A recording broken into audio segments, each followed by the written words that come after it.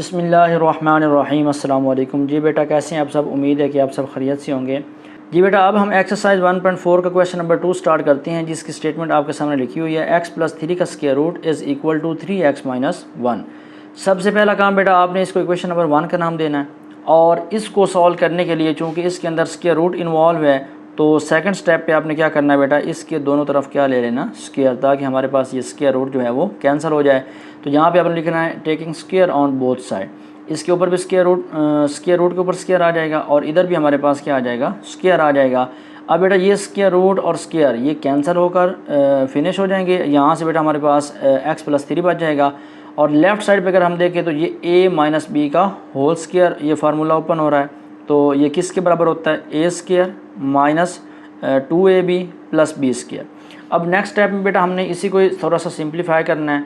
यहाँ पे बेटा 3x का जो स्क्वायर है, ये 3 का स्क्वायर 9 और x का स्क्वायर x स्क्वायर हो जाएगा, 3 2 6x बन जाएगा, और यहाँ से 1 का स्क्वायर जो है वो 1 आ जाएगा। अब बेटा हमने इसको स्टैंडर्ड फॉर्म के अंदर कन्वर्ट करना है, तो इधर x की बड़ी पावर है, ये x+3 जो है ये इक्वल की लेफ़्ट साइड पे है। जब हम इसको राइट हैंड साइड पे शिफ्ट करेंगे तो ये दोनों माइनस के हो जाएंगे। तो यहाँ पे बेटा बन गया 9x square minus 6x plus 1 minus x minus 3। अब यहाँ पे देखें तो ये x वाली टर्म है और ये x वाली टर्म है, तो ये बेटा दोनों माइनस की हैं, ये आपस में ऐड होकर माइनस के 7 हो जाएंगे। +1 और -3 का आंसर -2 आ जाएगा। अब चूँकि ये दोनों इक्वल हैं तो हम ऐसा भी कर सकते हैं, और लिखते हुए इसको लेफ़्ट साइड पे लिख लें और इसको राइट हैंड साइड पे लिख लें। अब जब हमने इसको राइट हैंड साइड पे लिखा तो ये हमारे पास क्या बन गई, standard form of quadratic equation.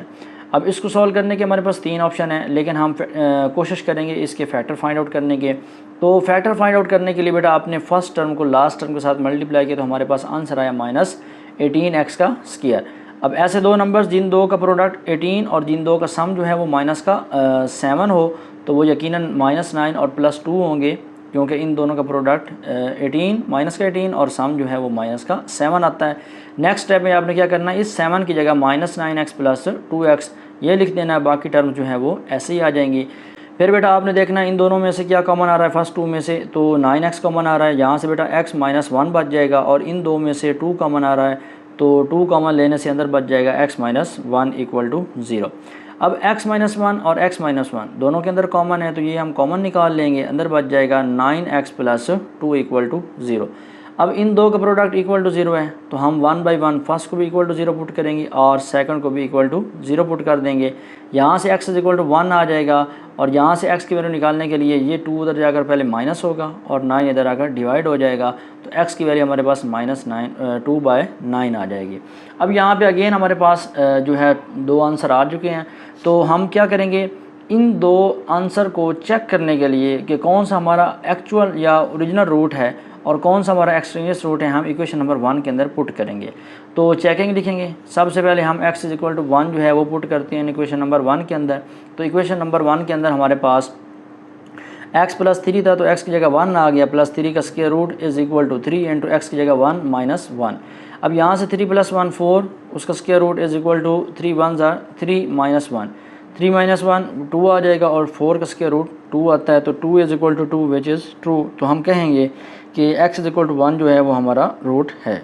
अब हमारे पास जो दूसरा रूट आया था प्रिडिक्टेड, वो हमारे पास x इक्वल टू -2/9। अब इसको भी वेरीफाई करने के लिए हम इक्वेशन नंबर 1 के अंदर पुट करेंगे। अगर इसने सेटिस्फाई किया तो हम कहेंगे कि ये भी हमारा रूट है, अगर ना किया तो ये हमारा एक्सट्रेनियस रूट बन जाएगा, फिर हमारा एक ही आंसर आ जाएगा x इक्वल टू 1।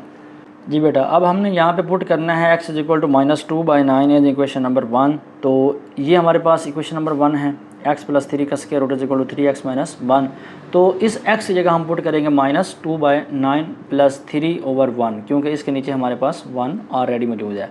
यहाँ पे भी ऐसा ही होगा, इस x की जगह -2/9 आएगा, बाकी टर्म जो है वो मैंने ऐसे ही लिख दी।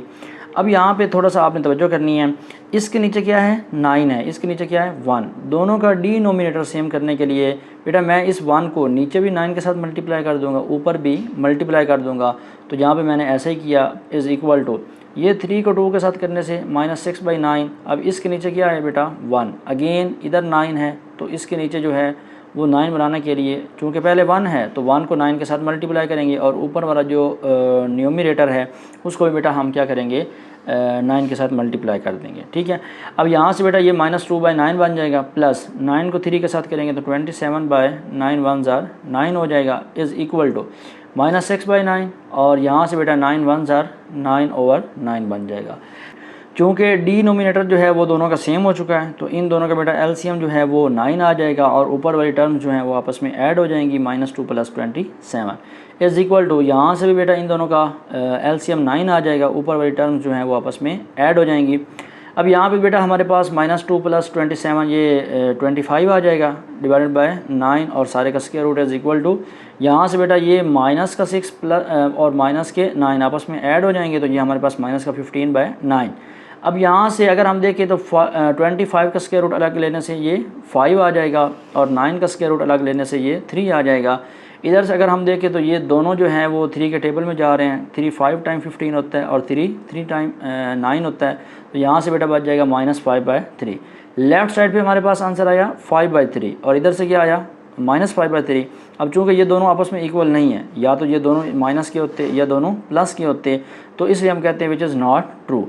अब चूँकि हमने इस वैल्यू को पुट किया x is equal to -2/9 equation number 1 के अंदर और हमारे आंसर जो है वो इक्वल नहीं आए, तो हम कहेंगे as -2/9 is an extraneous root. तो ये हमारा क्या हो गया एक्सट्रीनियस रूट, तो हम लिहाजा लिखेंगे सोल्यूशन सेट के अंदर हमारा एक ही रूट आएगा 1। तो यहाँ पे बेटा हमारा ये क्वेश्चन नंबर 2 जो है वो एंड हो जाता है। आई होप आपको अच्छे तरीके से समझ आ गई होगी। अगर आपको किसी किस्म का क्वेश्चन हो तो आप कमेंट सेक्शन के अंदर पूछ सकते हैं। अपना बहुत सारा ख्याल रखिएगा। अल्लाह हाफिज़।